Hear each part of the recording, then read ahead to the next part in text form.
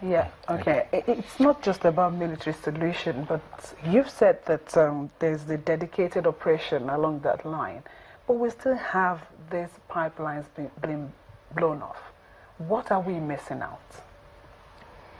Well, what I can say, the network of pipelines is very diverse as far as Nigeria is concerned, and the defense headquarters have tried as it were to segment this network of pipelines and assign responsibilities to the various security agencies, to police areas that reside within their domain of operations. For example, for Western Naval Command, we are in charge of from Atlasco to Mosomi, and the land-based part of the pipelines is being taken care of by the Army. And that transfers up to even Yola and beyond, where, you know, some are assigned to the Air Force, some are assigned to NDS, the Civil Defense Corps, and so on. So when that regime is put in place, we are likely to have a more robust approach to safeguarding these pipelines and, you know, beyond. But I must sincerely say it is not as easy as you think. Yeah, some of the pipelines are in areas that we cannot even have access to. But you see, the local communities there too have to, you know, assist the security agencies by way of information, you know, passing information to us, you know. The locals, they're not deterring more than you. So sometimes these are the gaps. They seize opportunity and strike on such type of pipelines. Otherwise, if you want to put, say, a naval rating to a length of pipeline to stay there 24/7, I don't know how possible that it is. But we'll continue to strive and see how we can mitigate the problems. You know. Well, since you're talking problems here, the matter of smuggling, how, especially on the waterways, how much of that have you been able to stop or to stem? Yeah, interestingly, let me talk about my area of responsibilities. That is the Western Naval Command.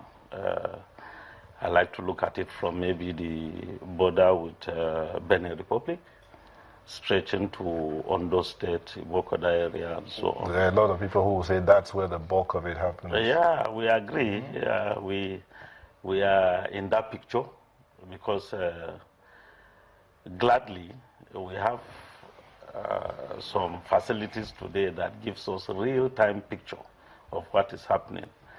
I can assure you, even on the 26th, we were able to arrest some boats laden with petroleum products, you know, smuggling towards Benin Republic. But I can sit in my office and see what is happening. And with that, we can vector our patrol boats to intercept them and arrest them. And in the last 2 weeks, last month, we've arrested so many of them, you know. So that has enhanced our operation and it has made us more effective, particularly within the axis of Benin Republic, Nigerian border. A lot of activities like that are happening, and like I said, from my office, we can sit down and see what's going on. Okay. Admiral, the other side of it will be this activities, pirates, smuggling, and vandalism and bunkering, for instance. There are those who feel that it's possible that the military, the Navy, is underestimating these criminals, and then also that there might be some of your men and officers who might also be compromised. So these two sides, underestimating the criminals and then compromise on the part of some of your people. Have you come across that? Yes. Okay, let me start from the last one. And all I can tell you is that the Navy as a system has a robust mechanism for dealing with such untoward activity on the part of any personnel caught in such a no matter how highly ranked. No matter how highly placed you are. And if you had followed events within the past 10 years or 12, you will have seen that we have not made any attempt to hide that.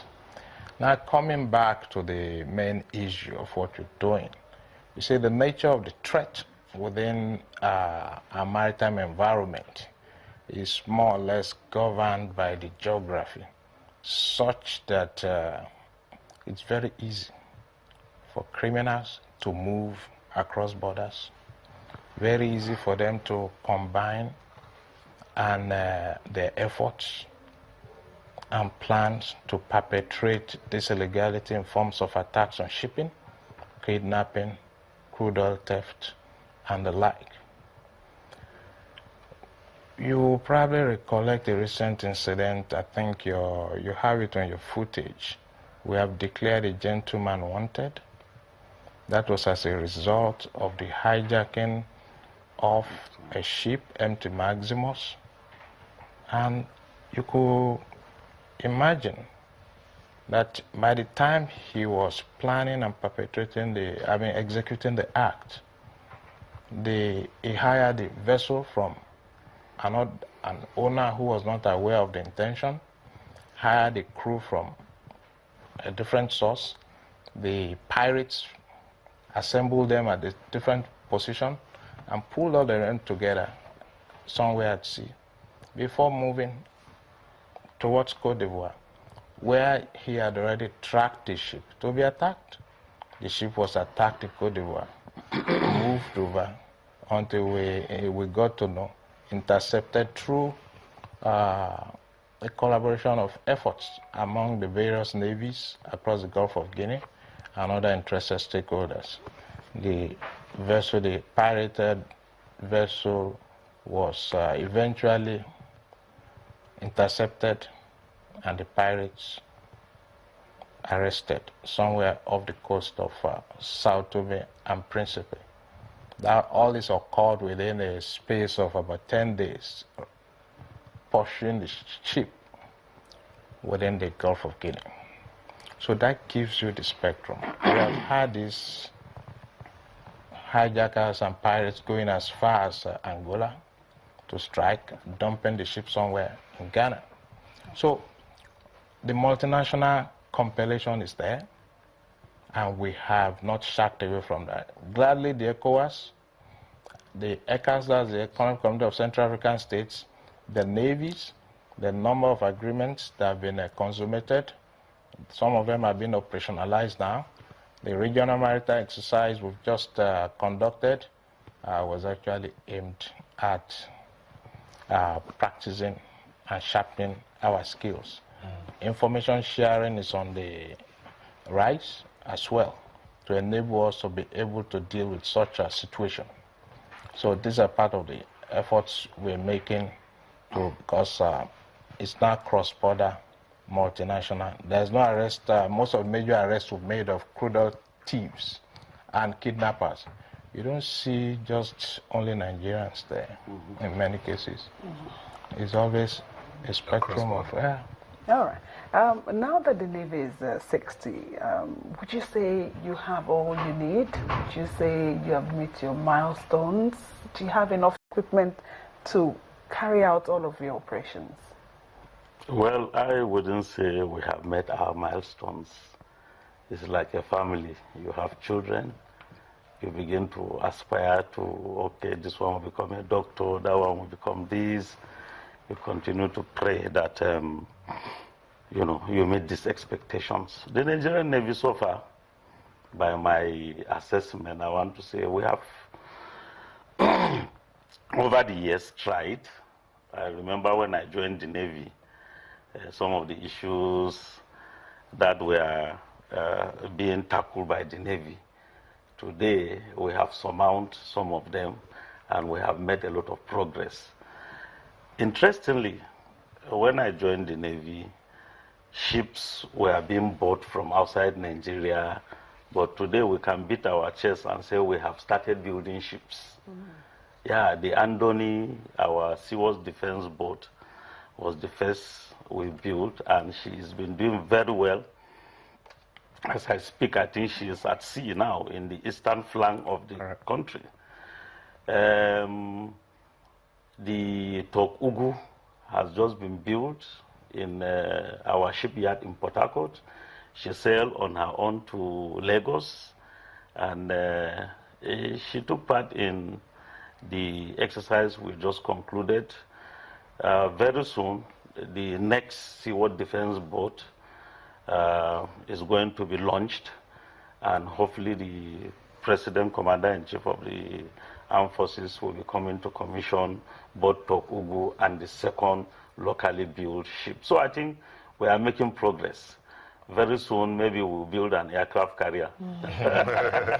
All right, thank you very much. We've been looking at maritime security and the Navy, Nigerian Navy at 60. We had Rear Admiral Adeni Yoshino, Chief of Training and Operations, Naval Headquarters, and Rear Admiral Ferguson Bubai, Flag Officer Commanding Western Naval Command. Thank you, gentlemen, for coming on the show. Thank you very much. It's a pleasure. So as we'll be back in a moment to look at another matter, agriculture this time. Don't go away.